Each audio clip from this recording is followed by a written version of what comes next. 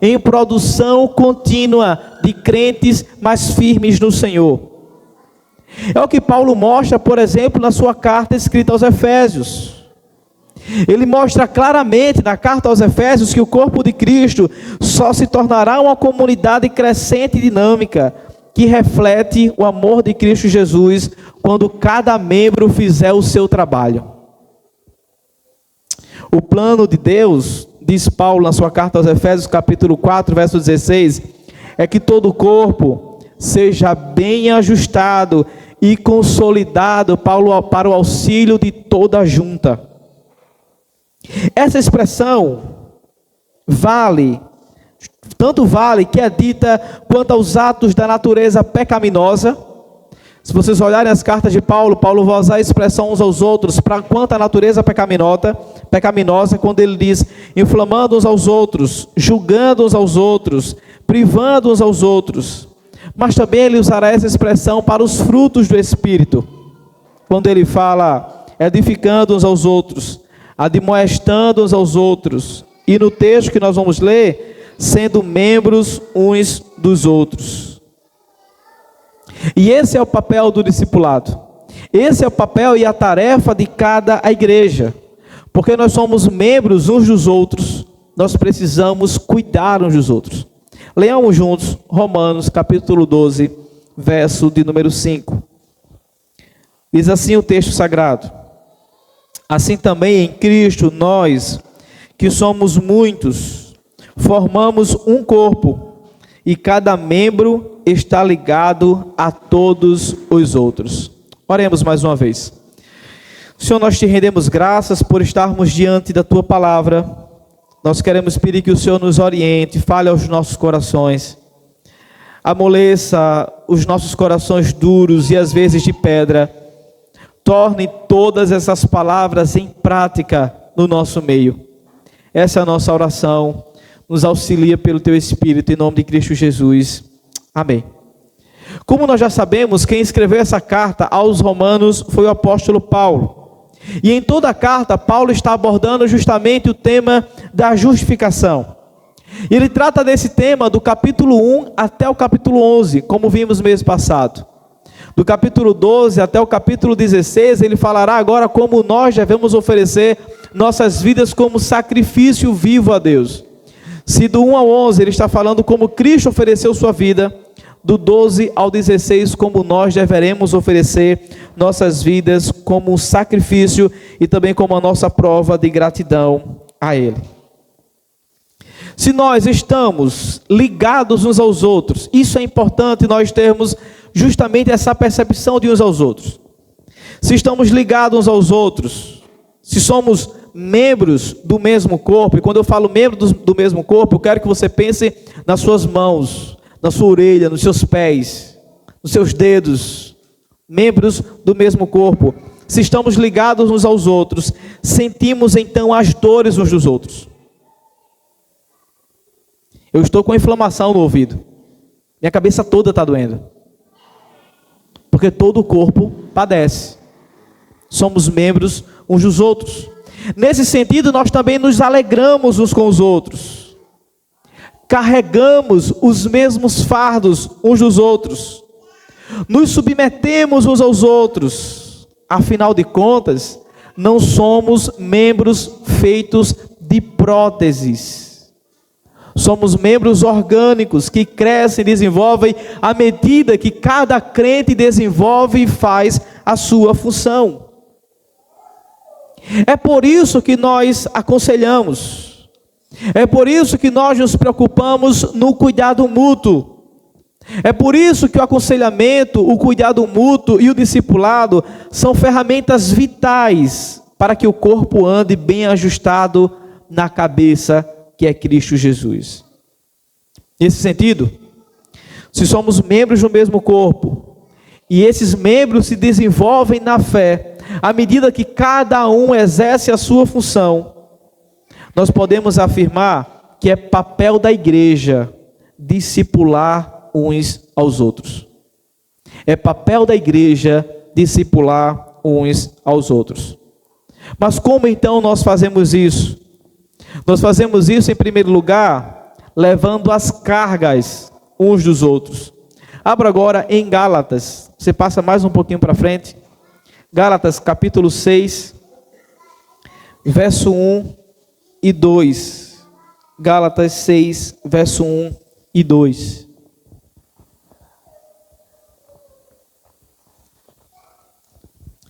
Na Epístola aos Gálatas, que foi provavelmente a primeira carta de Paulo, ele contrastou justamente os frutos do Espírito com os frutos da carne.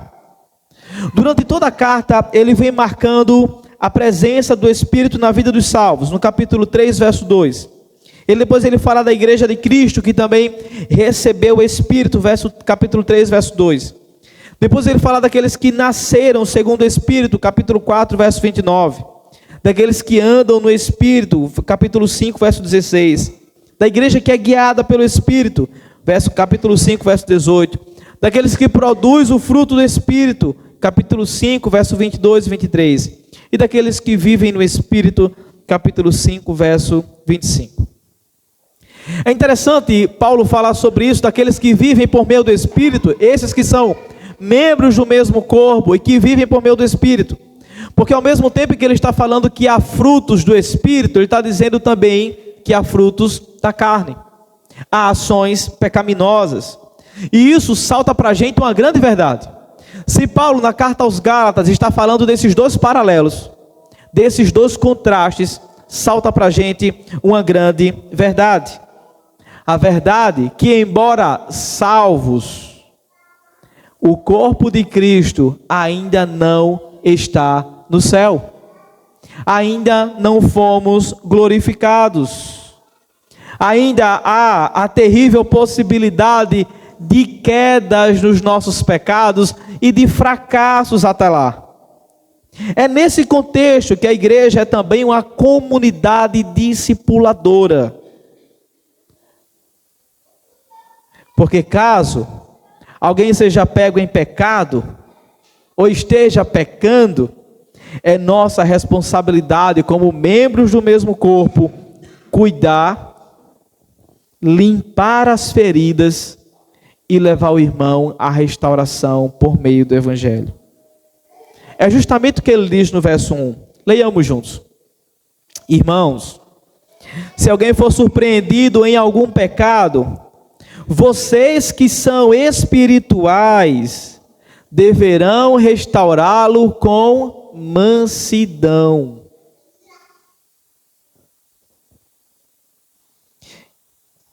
Outras expressões nas Escrituras diz: cuide-se, porém, cada um para que também não seja tentado.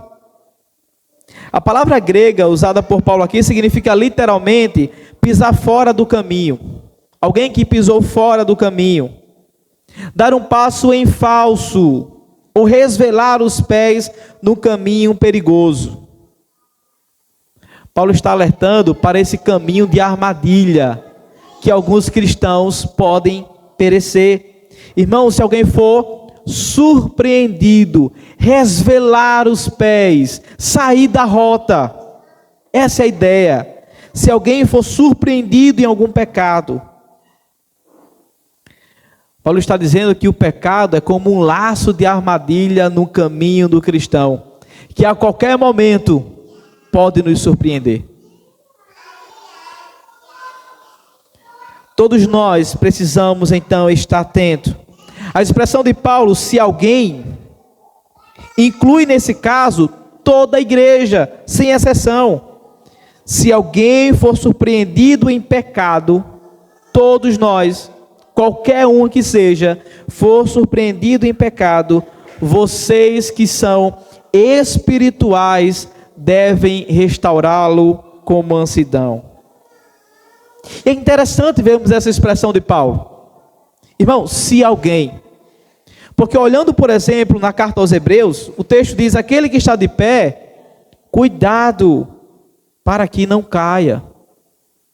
Esteja atento, pois você também pode ser surpreendido no pecado. Se acontecer isso no meio de vocês, que são espirituais, a igreja de Cristo Jesus, o que é que nós devemos fazer? confrontar com mansidão, confrontar em amor, restaurar com cuidado o faltoso em seu pecado.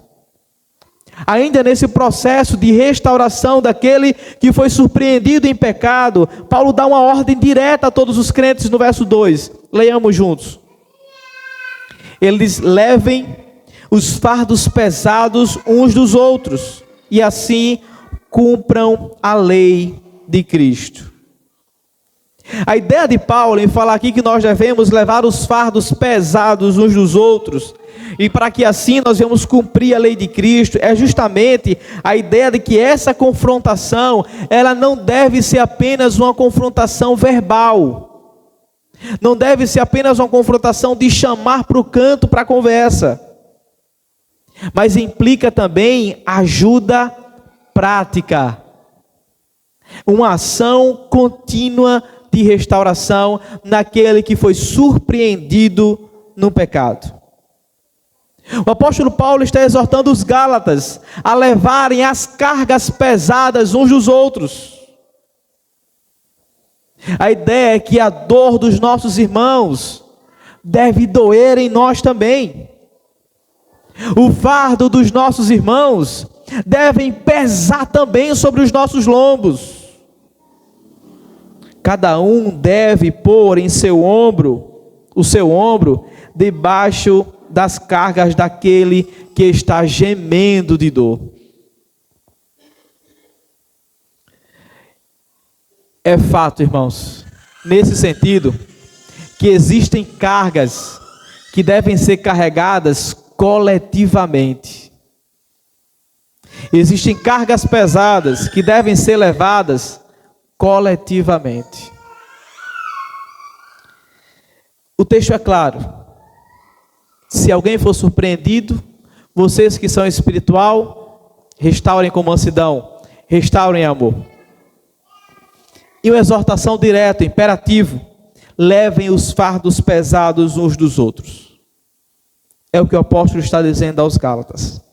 Quanto a nós, quem deve então lidar com aqueles que caem em seus pecados no corpo de Cristo Jesus? Paulo diz que quem deve lidar com os pecados daqueles que caem, daqueles que tropeçam, daqueles que desvelam os seus pés, são os crentes espirituais.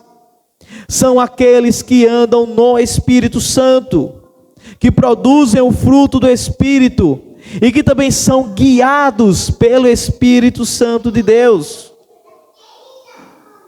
O que deve ser feito então com aqueles que caem? Quem deve lidar com aqueles que caem? Os espirituais, os que nasceram de novo, aqueles que andam segundo o Espírito Santo. O que deve ser feito com aqueles que caem? A única maneira de levantar aqueles que caíram em pecado é a confrontação. Paulo está dizendo aqui, é a correção. É como se ele estivesse dizendo: corrige-o, aquele que foi surpreendido em pecado. O termo da expressão que Paulo está dizendo é pôr em ordem, ou restaurar a condição anterior. Se alguém for surpreendido em pecado, se alguém for surpreendido em quedas de pecado, a igreja que é espiritual deve chamá-lo para confrontação, em amor, com mansidão. E o que eles devem fazer? Devem corrigir. E o que é essa correção? É pôr a vida do outro em ordem novamente. É restaurar a condição anterior. Essa correção, por mais que difícil da nossa parte de tomar uma iniciativa, é totalmente necessário.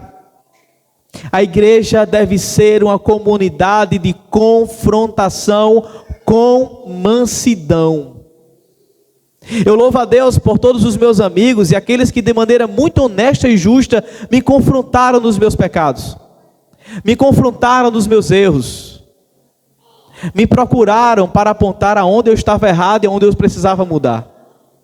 A igreja é uma comunidade de confrontação. Mas ao contrário disso, muitos de nós preferimos a dor do confronto ao falso consolo da conivência. Não confrontar aqueles que caem nas teias do pecado não é uma atitude digna da igreja de Deus. Não confrontar aqueles que caem em pecado não é uma atitude digna da igreja de Deus. É claro que corrigir não significa expor o faltoso ao ridículo, ou expor o faltoso à vergonha. Não é a ideia de humilhá-lo publicamente. Nós não temos o direito, como diz o comentarista, de esmagar a cana quebrada, nem de apagar a torcida que fumega. Devemos ser intolerantes com o pecado, mas compassivos com o pecador.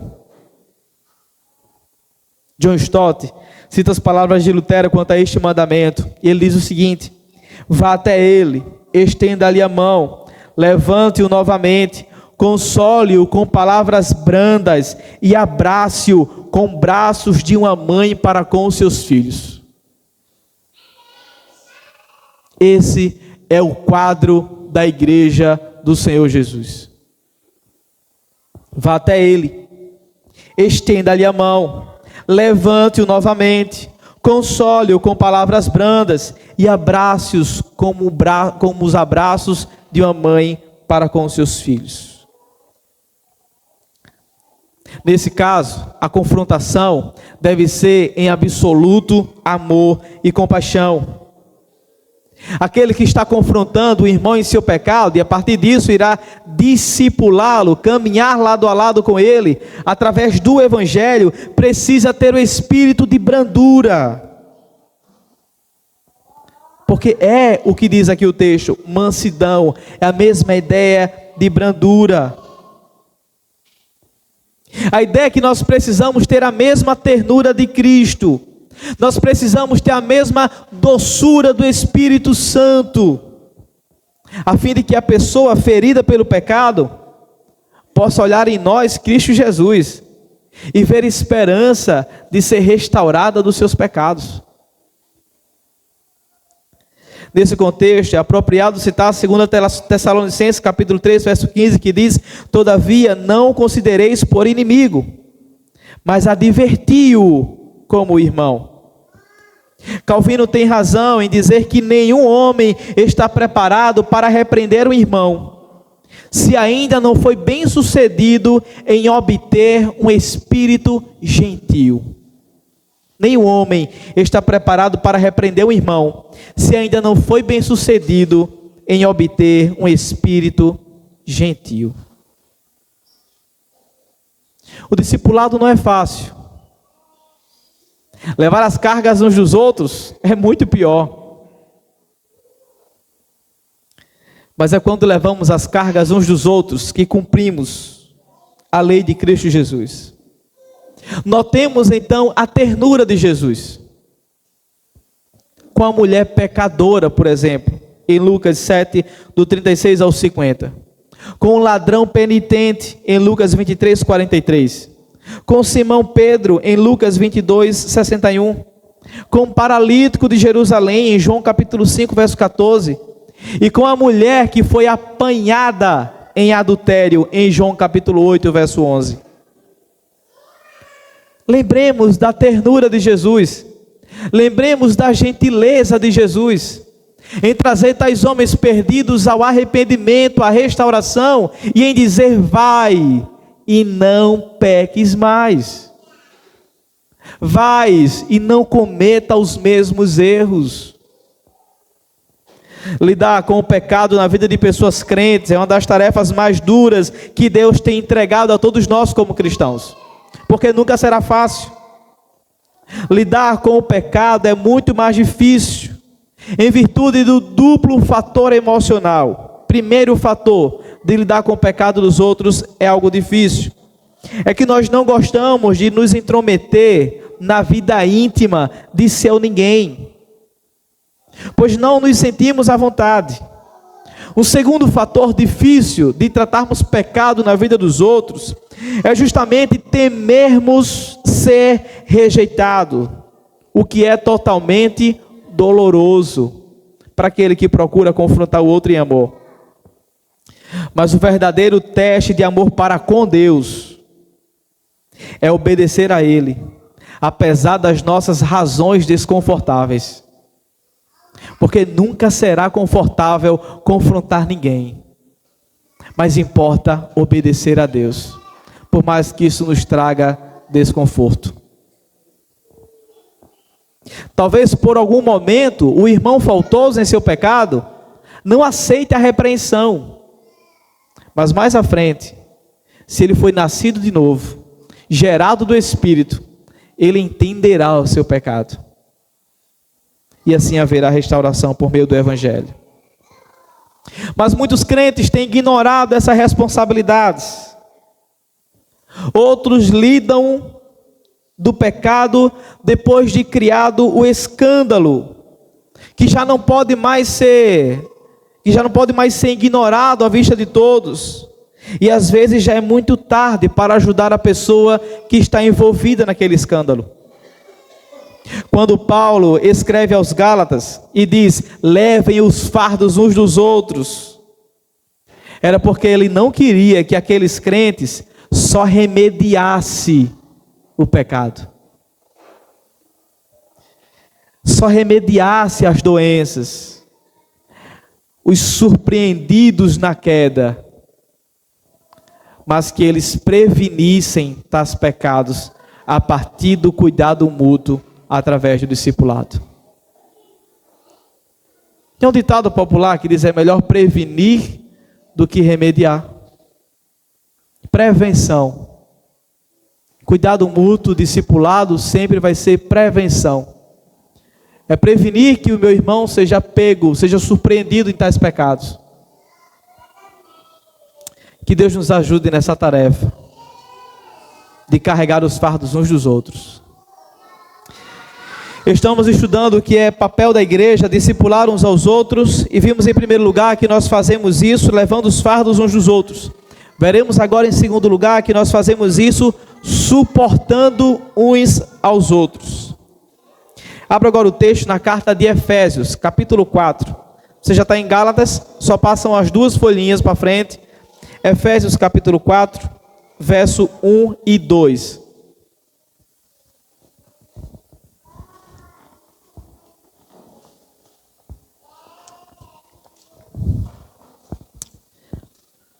É interessante lermos as cartas de Paulo, porque todas as cartas de Paulo, ela vai trazer para a gente justamente um equilíbrio entre teologia e vida, entre a doutrina e o dever.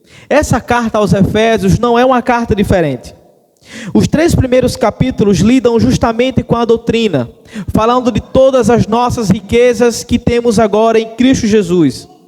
Enquanto os últimos 3 capítulos expressam o dever da nossa responsabilidade diante de Cristo Jesus. John Stott, comentando sobre essa carta, ele diz que Paulo avança na nova sociedade agora em Cristo, essa nova igreja. Paulo avança da nova sociedade para os novos padrões nos quais essa igreja agora deve andar. Volta-se da exposição do que ele estava dizendo da doutrina de Cristo para a exortação, da doutrina para o dever, daquilo que Deus fez para aquilo que nós devemos fazer. Paulo ensinou e orou pela igreja. Agora ele dirige a esses irmãos um apelo solene. A instrução, a intercessão e a exortação institui um trio fundamental na vida do cristão. E o capítulo 4 é justamente o início dessas aplicações fundamentais para essa nova sociedade que agora fazemos parte. Veja comigo o verso de número 1 que diz o texto. Ele diz: como prisioneiro no Senhor, rogo-lhes que vivam de maneira digna da vocação que receberam. Como prisioneiros do Senhor, rogo-vos, exorto, peço a vocês, que vivam de maneira digna da vocação que vocês receberam. A conjunção que inicia esse verso do portanto, está fazendo justamente uma ponte a tudo aquilo que ele vinha falando anteriormente. É uma ligação com toda a teologia, com toda a doutrina que ele vinha pedindo.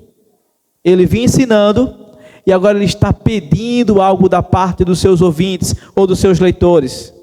Porque para ele, a vida é consequência da doutrina. E a doutrina é a base da vida cristã. O que cremos determina como vivemos. Essa é a ideia de Paulo. O que cremos determina como vivemos.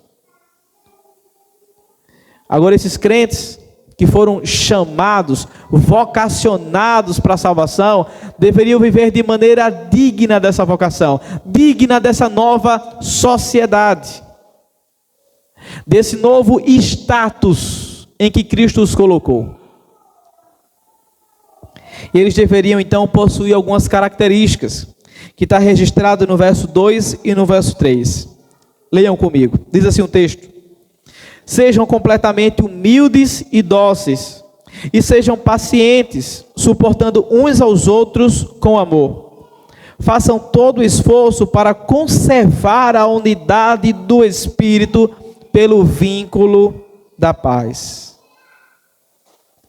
Esse apelo que Paulo está fazendo agora, do verso 2 ao verso 3, é justamente um apelo para a preservação da unidade no Espírito. Todas essas características que esses irmãos que estão agora com novos status, que fazem parte de uma nova sociedade, que estão no novo reino, é para que essa unidade se mantenha firme e seja preservada. E como essa unidade no Espírito é preservada? Com humildade, com mansidão, com paciência, mas também agindo com amor uns para com os outros.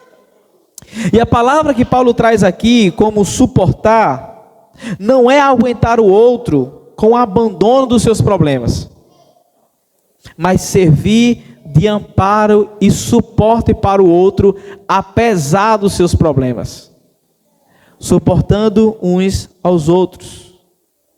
Fazer isso, suportar uns aos outros, apesar dos seus grandes problemas, não é e não deve ser um serviço amargo, mas, como disse Paulo, um serviço em amor, com humildade, com mansidão, sendo dóceis e pacientes.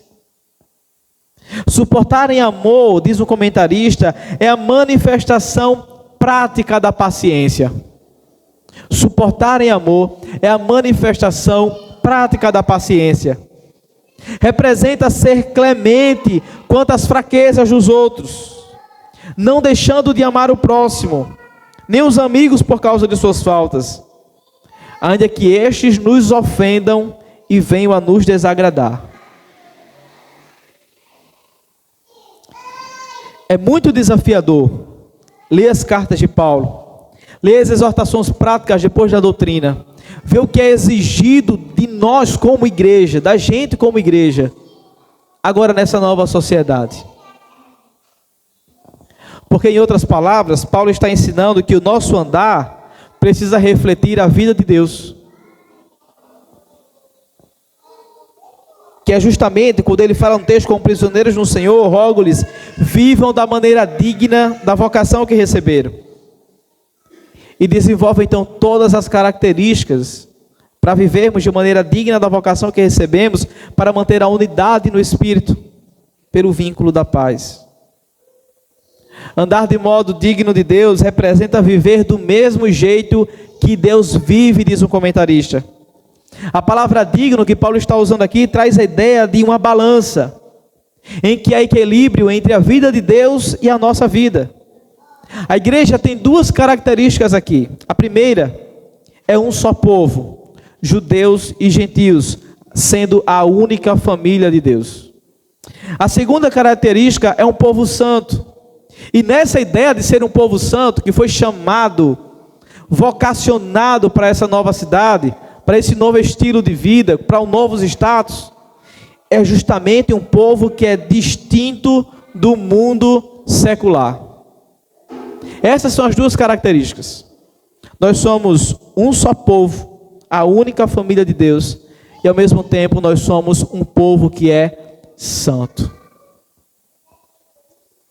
Nessa nova sociedade cristã, todos os habitantes desse reino são unidos aos outros membros e juntos eles suportam uns aos outros. O maior sentimento que deve ter na missão de suportar uns aos outros, segundo Paulo, é a paciência, é a mansidão. Escrevendo aos Colossenses, capítulo 13, do verso 12 ao 13, ele diz o seguinte: revesti-vos, pois, como eleito de Deus, santos e amados, de ternos afetos de misericórdia, de bondade, de humildade, de mansidão, de longanimidade. E ele fala: suportai-vos uns aos outros, perdoai-vos mutuamente. Vejam que antes de Paulo dizer suportem, algumas palavras-chave precedem essa ordem. Antes de ele mandar que a gente suporte uns aos outros, outras coisas são ditas.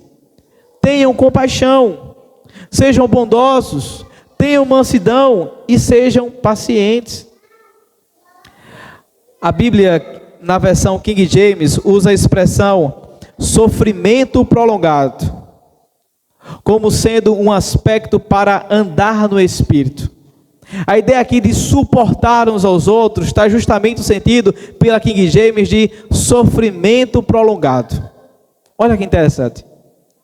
Suportem, e talvez suportar seja um sofrimento prolongado. Suportar uns aos outros, nesse sentido, significa ser paciente com todas as fraquezas alheias da igreja. Porque se olharmos direitinho para os nossos lados e para nós mesmos, ninguém é perfeito. Todos nós falhamos no que diz respeito aos relacionamentos humanos. E basicamente sempre estamos esperando mais dos outros do que da gente mesmo. Isso acontece na nossa família, lugar onde conhecemos mais as pessoas do que em qualquer outro grupo social. Na família nós estamos juntos dia a dia, semana a semana, mês a mês e ano a ano, deixando transparecer para o cônjuge, para os filhos, o que há de melhor na gente, mas também o que há de pior na gente. E o que precisamos? Suportar uns aos outros.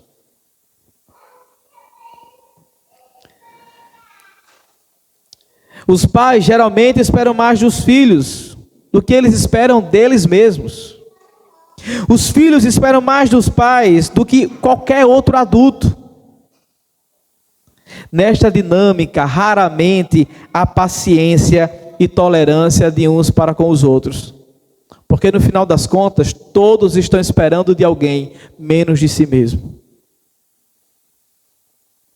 O mesmo acontece na grande família de fé, na igreja de Cristo Jesus.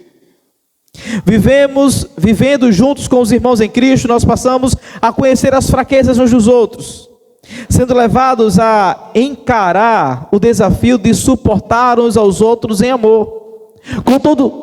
Perdão, irmãos, eu fui ajeitar o óculos, apertei aqui. Com todo o seu contexto social, com todos os costumes da sua família, da sua rua, do bairro em que morou. Todos nós, de alguma maneira, olhamos para as fraquezas uns dos outros e temos esse desafio de suportar uns aos outros em amor. Quando somos tentados a perder a paciência, devemos, por exemplo, nos lembrar de Jesus e de sua atitude para conosco. Essa era justamente a atitude de Paulo e o pensamento de Paulo. O prolongado sofrimento do Senhor e a paciência do Senhor por esse homem lhe marcaram a vida e lhe conferiram uma tolerância incomum em relação aos outros. Foi Paulo olhando para o quanto o Senhor o suportou, que ele pôde suportar tantos outros na caminhada cristã. E pôde também nos ensinar que devemos suportar uns aos outros na caminhada cristã. O fato de ver a si mesmo como o pior dos pecadores e experimentar o amor e a paciência de Deus em salvá-lo, fez com que ele tratasse todos e toda a igreja de Cristo com paciência e amor em Cristo Jesus. Por isso, nessa noite, eu quero encorajar você a fazer um exercício para suportar melhor o seu irmão. Seu irmão que é difícil na família da fé. Ou o cônjuge que é difícil nas nossas casas. Os filhos que são difíceis em desobediência. Faça o exercício, lembrando que Cristo tem nos suportado e tem nos amado da forma que somos. Ele nos suporta apesar de todas as nossas fraquezas. Pedro, chegando, por exemplo, para Jesus, perguntou: Senhor, até quantas vezes o meu irmão pecará contra mim que eu lhe perdoe? Pedro faz: até 7 vezes? Respondeu-lhe Jesus: não te digo 7 vezes, mas até 70 vezes 7. Que o Senhor nos ajude a aplicarmos isso em nossas vidas. Porque eu sei que não é fácil. O reino de Cristo é generoso. E aqueles que foram chamados a viver nele são convocados a viverem de forma digna da vocação que receberam. Não retrocedem. Não dão para trás quanto à obediência. Mas avançam obedecendo, porque sabem que agora fazem parte de uma nova sociedade, em que alguém maior nos governa e exige como devemos nos comportar. Estamos estudando que o papel da igreja é discipular uns aos outros, e vimos em primeiro lugar que nós podemos fazer isso levando os fardos uns dos outros. Em segundo lugar, nós fazemos isso suportando uns aos outros. E em terceiro lugar, nós fazemos isso sujeitando-nos uns aos outros. Você já está em Efésios? Só passe uma folha para o capítulo 5. Efésios capítulo 5, do verso 18 até o verso 21. Efésios 5, do 18 ao 21. O capítulo 5 da carta é um capítulo rico em aplicações práticas. Eu falei para vocês, as aplicações da carta de Paulo aos Efésios começam no capítulo 4 e terminam no capítulo 3. Mas o capítulo 5 em si tem várias aplicações práticas e ricas para todos nós. A primeira parte, do verso 1 até o verso 17, Paulo exorta aqueles irmãos a serem imitadores de Cristo. E, consequentemente, os efésios, sendo imitadores de Cristo, olhando para o exemplo deles, deveriam andar em amor, andar como filhos da luz e andar em sabedoria. Dos versos 18 até o verso 21, onde está o texto base que nós vamos estudar nessa parte, Paulo os dirá como ter uma vida cheia do Espírito Santo. Ele começa dizendo que eles devem ser imitadores e como eles deveriam andar. E agora ele vai dizer para eles como eles deveriam ter uma vida cheia do Espírito Santo. Leiamos juntos do verso 18 até o verso 21. Diz assim o texto sagrado: não se embriaguem com vinho, que leva à libertinagem, mas deixem-se encher pelo Espírito, falando entre si com salmos, hinos e cânticos espirituais, cantando e louvando de coração ao Senhor, dando graças constantemente a Deus Pai por todas as coisas em nome do Senhor Jesus Cristo. Sujeitem-se uns aos outros por temor a Cristo. Se você observou junto comigo no texto, é a expressão de Paulo, e esse texto, ele começa justamente com um contraste. E nesse contraste, ele está dizendo que esses irmãos não deveriam se embriagar com vinho, porque a embriaguez levaria esses irmãos à libertinagem.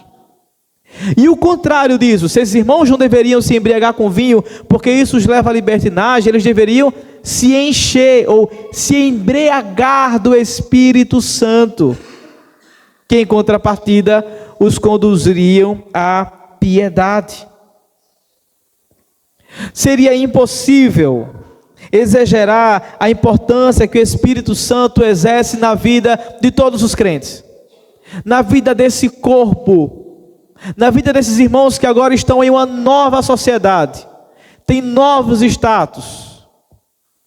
A grande importância do Espírito Santo em todos nós. Paulo já falou em outros, no capítulo 1, verso 13 e verso 14, que somos selados pelo Espírito Santo. E que não devemos entristecer o Espírito Santo, capítulo 4, verso 30, ainda de Efésios. Agora ele está ordenando que nós devemos ser cheios do Espírito Santo, que nos selou, que nós não devemos entristecer e que agora devemos andar cheios desse Espírito Santo que agora habita em nós. Porque no final das contas, é o Espírito Santo que nos convence do juízo e do pecado. Andar vazios do Espírito Santo é andar de tanque seco, sendo empurrado com a força do mundo. Nunca esqueçam disso. Andar vazios do Espírito Santo é andar com o tanque seco, sendo empurrados pela força do mundo. Depois de Paulo falar que nós deveríamos ser cheios do Espírito Santo, ele diz quais são os benefícios de sermos cheios do Espírito Santo. E um dos resultados é a adoração. Está explícito no texto. Diz Paulo, cantando com hinos e cânticos espirituais, cantando e louvando ao Senhor de todo o coração.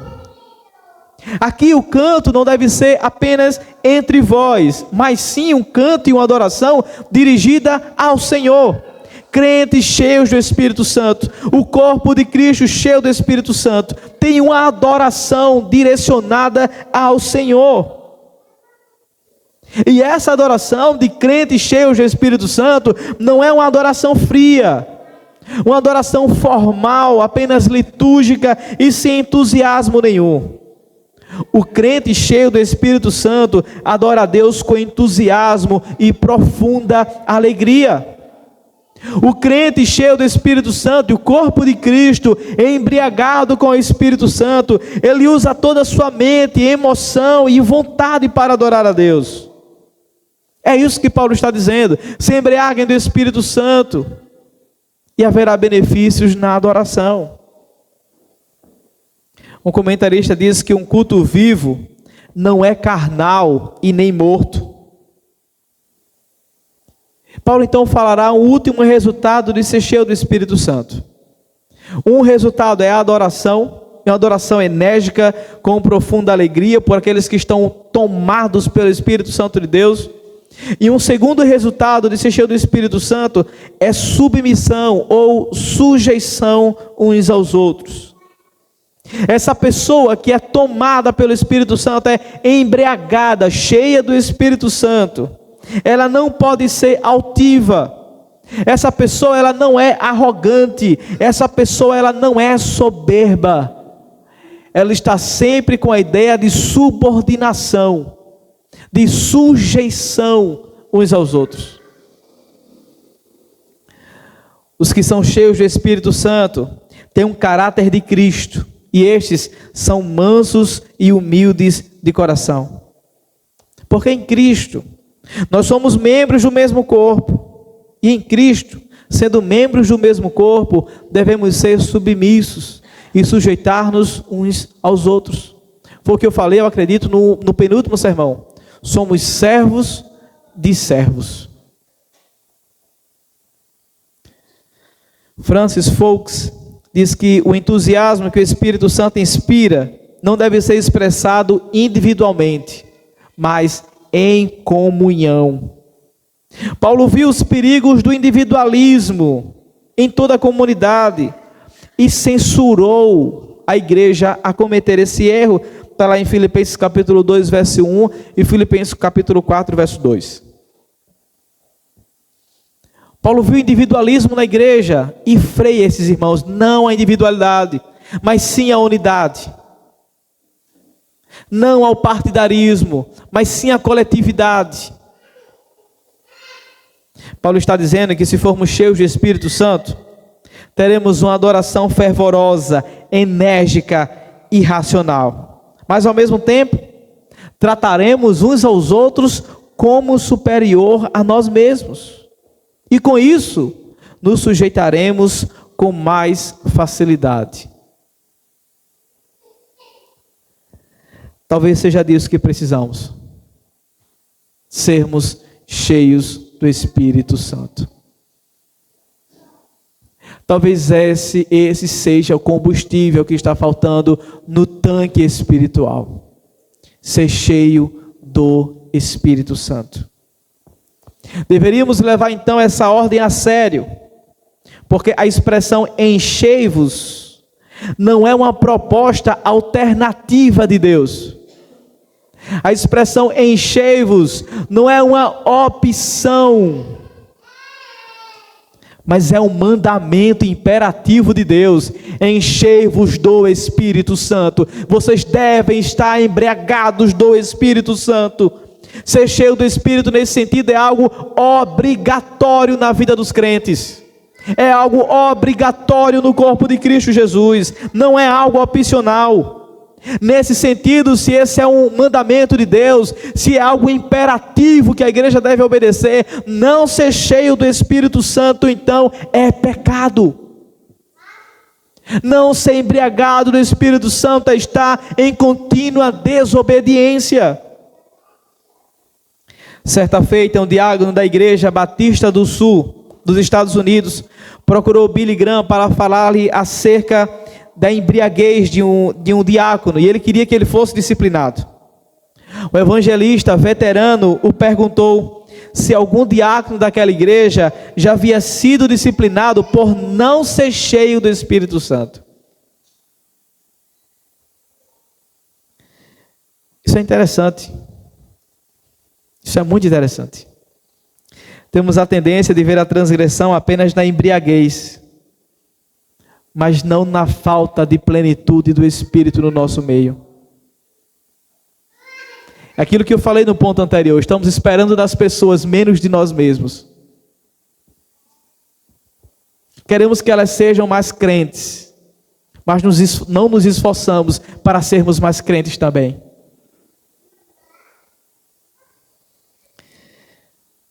A ordem para ser cheio do Espírito Santo é válida para todos os cristãos em qualquer época e em qualquer lugar. Não há exceções, todos devem ser cheios do Espírito Santo. A conclusão lógica é que se recebermos a ordem de ser cheio do Espírito Santo, estamos pecando se não formos em direção a isso. E o fato de não sermos cheios dele é um dos maiores pecados contra ele mesmo. É então entristecer o Espírito Santo, como Paulo falou na própria carta, não entristeçam o Espírito Santo de Deus.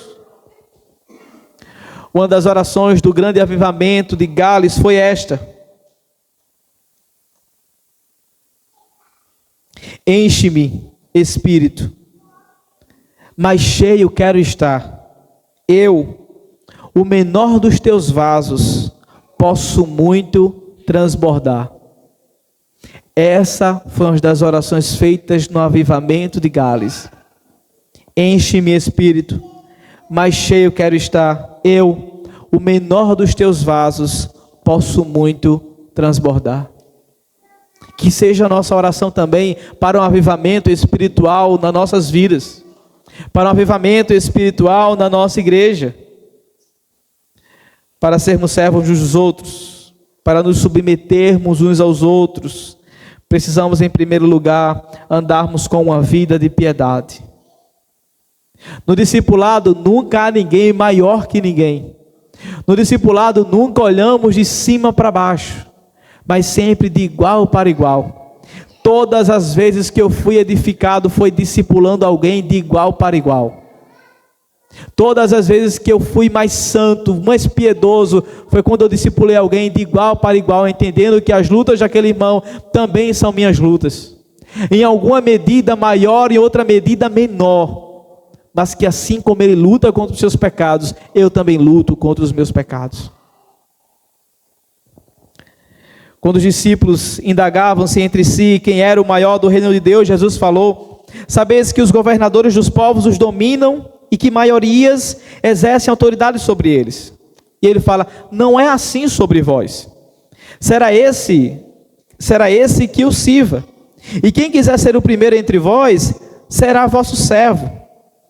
Tal como o Filho do Homem, o que não veio para ser servido, mas para servir e dar vida em resgate de muitos. Cristo é servo de servos.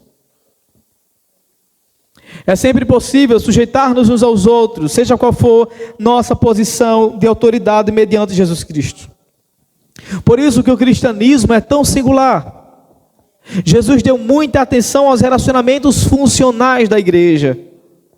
Agora, nesse corpo que ele é o cabeça, os médicos se curvam para ouvir os seus empregados pregarem o evangelho.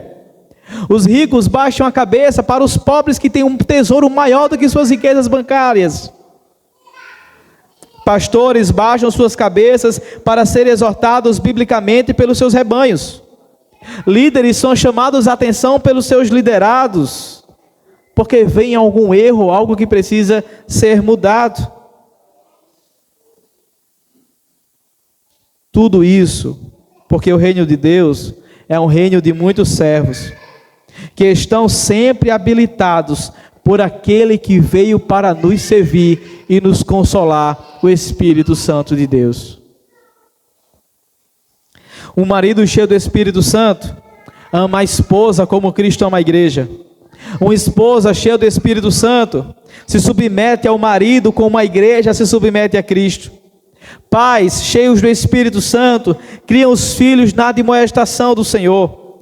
Filhos cheios do Espírito Santo obedecem aos seus pais. Patrões cheios do Espírito Santo tratam seus empregados com dignidade. Empregados cheios do Espírito Santo trabalham com empenho em seu favor de patrão, como se estivesse trabalhando para o próprio Deus. Crentes cheios do Espírito Santo estão sempre se submetendo uns aos outros, se sujeitando uns aos outros, e trabalham sempre em favor da edificação desse corpo, o qual Cristo é o cabeça. Eu comecei esse sermão perguntando qual o significado de uma igreja saudável. O que faz uma igreja saudável? E o que Deus espera de nós como crentes? Deus espera que aqueles que creem que Jesus Cristo é o seu Filho, enviado para a nossa salvação, sejam cheios do Espírito Santo, o qual Ele deixou para nos consolar e nos capacitar até que Cristo volte.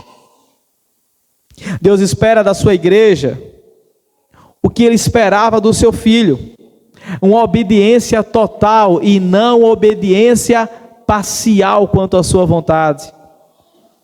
Deus espera que sejamos crentes que através de Cristo vivem para levar as cargas uns dos outros, vivem para suportar uns aos outros e vivem para se submeter ou sujeitar-se uns aos outros. Afinal, todos nós somos pequenos cristos. Todos nós temos a sua imagem estampada em nós. O nosso Jesus, o Senhor do Universo, demonstrou justamente essa atitude submissa quando se tornou servo de todos os homens. Pois Ele, subsistindo em forma de Deus, não julgou por usurpação ser igual a Deus, mas se esvaziou, tornando-se a ser servo. Hoje nós encerramos por aqui a nossa preciosa série sobre discipulado. Uma série cara para mim. E a minha pergunta não é outra, a não ser: quantos discipulados você começou desde o início dessa série até agora?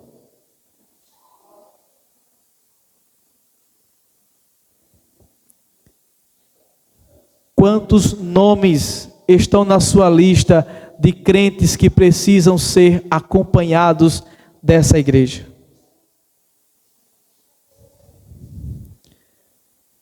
Em quem você pensou em discipular?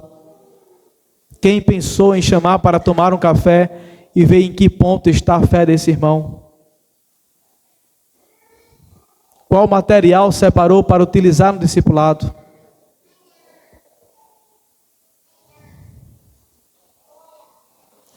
Não sejamos duros de coração, ao ponto do evangelho que é pregado domingo após domingo não fazer nenhum efeito em nossas vidas. Caso contrário, não somos igreja. Estamos apenas nos reunindo dentro de 4 paredes. Somos filhos de um Cristo exaltado. e que garante uma exaltação futura a todos os seus filhos. Vamos juntos, adornando uns aos outros para o encontro com o noivo. Eu tenho feiuras que precisam ser reparadas. Me ajudem, me adornando com joias do Evangelho, para que eu me encontre com o meu Cristo de maneira mais bela. Há pessoas do seu lado que têm feiuras que precisam ser reparadas. Ajudem umas às outras a se adornarem com joias de santidade. Coloquemos vestes de santidade um no outro para esse grande banquete que nos aguarda. Eu quero desafiar você. A série acaba hoje. Mas eu quero desafiar você amanhã, não perder tempo, a procurar imediatamente alguém dessa igreja para caminhar ao seu lado, para que você possa discipular ou ser discipulado. Se você acha que precisa ser discipulado, procure alguém mais maduro dessa igreja e peça acompanhamento espiritual. Mas sinta-se desafiado pelas Escrituras a praticar tudo aquilo que foi pregado durante 4 domingos, para que juntos possamos estar naquele grande banquete com o Senhor Jesus Cristo, que veio a esse mundo e se tornou servo de servos. Feche seus olhos, curvem sua cabeça e orem ao Senhor em resposta ao que vocês acabaram de ouvir.